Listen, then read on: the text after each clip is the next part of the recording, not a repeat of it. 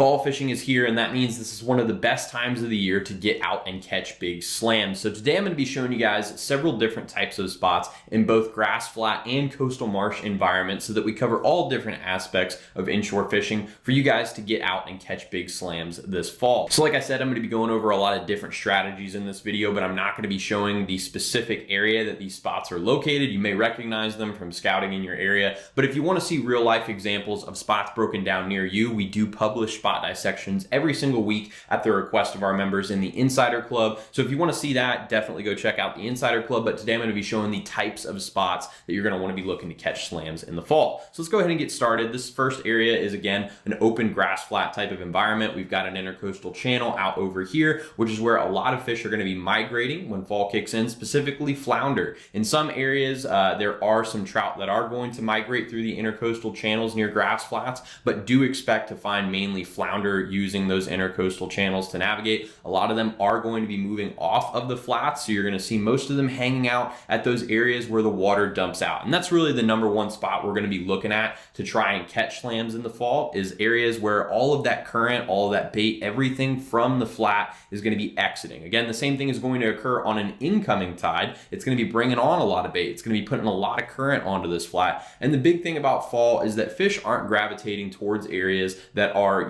too warm or too cold because of the conditions outside. It is optimal temperature for these fish to be active, so they're mainly concerned with getting good meals and being able to spawn and move around if they do have migration patterns. So like I said, flounder for the most part are going to be moving off of the flats and out through the intercoastal channels. So the biggest places you're going to want to start looking for them, if we take a look over at this depth change over here, most flounder are going to put themselves in areas where they can sit below the flow of bait. So if there's an outgoing tide, there's going to be a lot of bait getting pulled off of the grass flat. So you can expect to find a lot of them hanging out on the perimeter of this right here where it starts to drop off. Any potholes or edges that you can bounce along are really good. But one area I do recommend you spend a little bit more time jigging and maybe popping some bucktails or power prawns at is a dip on a point like this. We can see that there's going to be really good heavy current flow around this point. I would expect to find flounder hanging on the down current side. So if it's an outgoing tide, you'd probably find a lot of them hanging out right here. If it's an incoming tide, they're going to be sitting on the other side. Again, reason for that is they're looking for what we call conveyor belts of food. So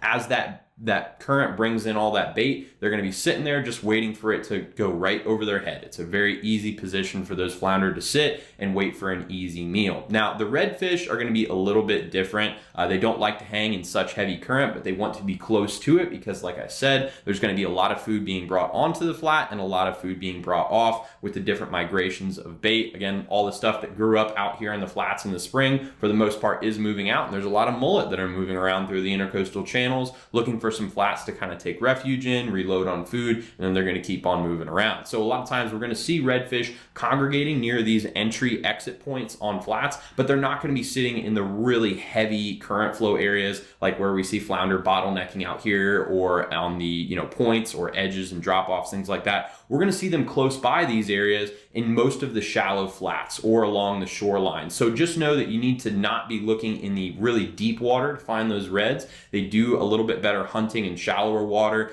sitting in the potholes up here on the flats or running the edges of some of these shorelines. If you've got any oyster bars, such as this one over here, that's a great place to start looking. A lot of times you'll see them tailing on these bars first thing in the morning or late evening, especially if the tide is off the top of them, because all those crabs and little bait fish that take refuge near the top are going to be forced down to where the reds can get to them. So throwing topwaters near these is a really good bet. But again, just make sure you're looking for shallower water hunting opportunities for those redfish. Now, lastly, we've got trout, and they are kind of spread out and mixed between where we're going to find flounder and we're going to find redfish. Some of the larger trout are going to be sliding up a little bit shallower. So you might see them in the potholes where you're finding redfish if they're larger specimens, because it's a little bit easier for them to hunt those bigger bait fish that are going to be cruising around on the flats, the big pinfish, the big mullet, croaker, things like that. So if you're positioning yourself, fishing for redfish, don't be surprised if you pick up trout. But what I would do is alter your presentations to hang a little bit higher in the column. Unlike redfish, they don't feed on the bottom, they feed upward. So if you're using top waters or some of those suspending twitch baits, or if you're running paddle tails a little bit higher, that's usually where you're going to see a lot of your trout caught. Now, you will find a lot of them hanging on the perimeter edges as well, around with the flounder, but you're going to see them, again, feeding a little bit higher up in the column. So with flounder, you'd be jigging on the bottom. For trout, you're going to be running paddle tails, swim baits, things like that over the edge. And again, they're going to be feeding up. So keeping everything mid-column is a little bit better of a bet there. But you will find a lot of them hanging out near the points. These are generally going to be your juvenile trout. You're going to see a lot of them congregating in areas where there's really good heavy current flow. It allows them to stay, away from predators and have a little bit of structure they can hold on that, again, has that really good current of food. And most times you will see them on submerged points as well. So this one's a little bit more difficult to see if you're out on the water looking for points, but a lot of times trout will hold on one side of a point or another. So if you've got an outgoing tide, that you'd probably find a lot of them hanging out on the intercoastal side, waiting for that food to come out. Incoming tide, you're going to see a lot of them sitting right at the mouth on the inside there. So just know that trout will really heavily congregate to points. That's generally a lot of the smaller ones. Most of the larger trout will hang in the potholes nearby these depth changes. But again, all of these fish are situating themselves really close to areas where there's going to be heavy incoming tide onto a grass flat or heavy outgoing tide off of one. Because again, a lot of that food that's on the grass flat is going to get pulled off, and a lot of that migrating bait in the intercoastal channels is going to get pushed on. So fish aren't really worried about putting themselves in areas where it's, a little bit cooler in the areas we were looking in the summer because of DO2, and they're not looking for areas that are really warm where they're going to start moving to in the winter because it's really not that cold yet. So the main focus here is putting themselves in a position where they can get really steady flow of food rather than having to adjust that to where they have comfortable temperatures to hold. So that's pretty much everything we're going to look at on the grass flats for redfish, trout, and flounder. If you do have snook in your area, a lot of times you're going to see them pushed up against the mangroves, and you're going to be looking at near the points and things of that as well. They do like current. They're a little bit of a mixture between a redfish and a trout, so just kind of keep that in mind. A lot of times they will be hanging near mangroves, so that's a great thing to look for, but you will find them most times hanging near these entry exit points. But we're going to go ahead and move on to the coastal marsh environments where there's not going to be any snook. And as you guys can see here, this is another area where you've got a big flat, and this is not necessarily a grass flat, but this is what we call a mud flat in the coastal marsh environments. This big open structure right here is a little bit different than some of the winding creeks we're seeing down over here. Those can be good areas to target in the fall as trout start to migrate around, but it's really picky and choosy depending on the region that you're in, which type of creek you're going to want to look after. So I decided to choose these big mud flats because it provides the exact same type of structure that we were looking at with a grass flat with the same entry exit points. So again, we're looking for those areas where we've got a lot of current moving onto a flat and a lot of current that's going to be moving off. And we can tell that's happening because we've got a nice big opening over here, some openings over here, and a few down over here. So keeping all those areas in mind, we know that there's going to be current onto this flat through all of these little entry points, and it's all going to exit that flat through those areas as well, with the main flow of current being at this entry point right here. Reason for that is we know that most of that tide is going to move through the largest opening possible. It's just, dynamics of how water is going to flow. And this is a little bit of an intercoastal channel right here that travels out to a larger branch of it.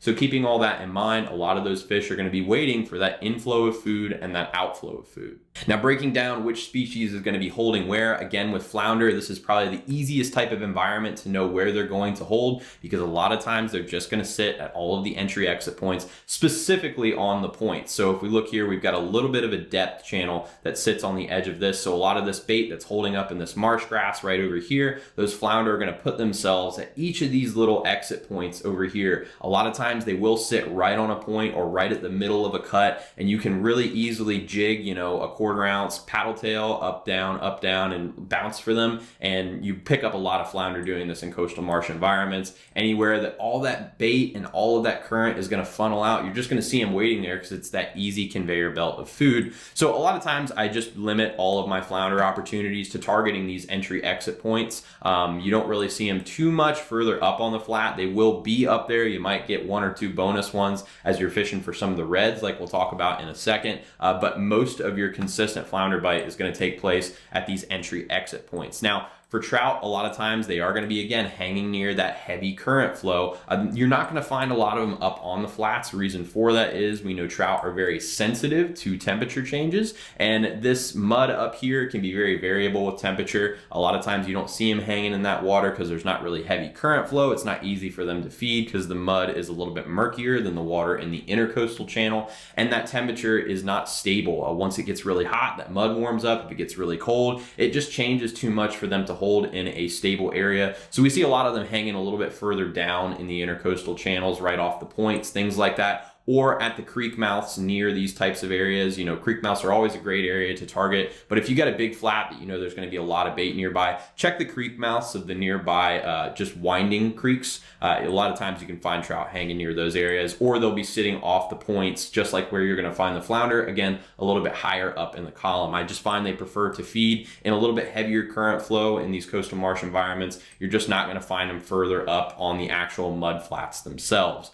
Now, the reds are much easier to find in these types of environments because most times they're going to be feeding really heavily with the tide. So you'll see them on incoming tides pushing up the perimeters of these large mud flats. We can see that there's no exit points back out over here. So a lot of times what will happen is these areas flood up and these reds will push up against the back edges of all this grass looking for crabs and shrimp that they weren't able to access when the tide was lower. Now, the good news about this is that a lot of times it provides for sight fishing opportunities. Bad news is if you don't have a shallow running boat, it can be really hard to get up in those areas. So you have to really plan your trip around the tide in these coastal marsh environments because a lot of times they have really big tide swings of 5 feet or so. So that water moves pretty quickly and it can be difficult to get boats in and out of a zone if that tide's going to be switching fast. So a lot of times what I like to do is find those current channels out off of a flat, specifically where the largest one is, because a lot of those reds on low tides, and especially if you're fishing around new moon or a full moon, you'll get some negative tides and it'll pull all of those redfish out of those marsh mazes.